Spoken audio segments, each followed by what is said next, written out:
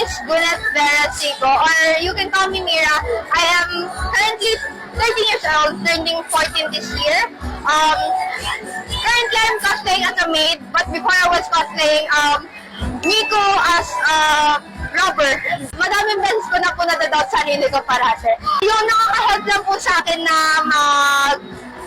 mag-overcome po sa may mga doubts and overthinks ko sa sarili ko is pag-cosplay, pag-tip po sa mga tao na ayaw nasa likod ko parate para i-support ko ang dreams and goals na plano kong ma-achieve this year and the following years, and my dreams to become a doctor, so I keep fighting, remembering my family is beside me and friends that are willing to help me. So I feel more motivated because I know I'm not alone and I have somebody, and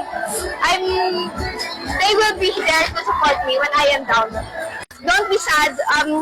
We have different faiths that no one understands, and you won't be alone. Someone will be there to be beside you and to guide you to be a better self.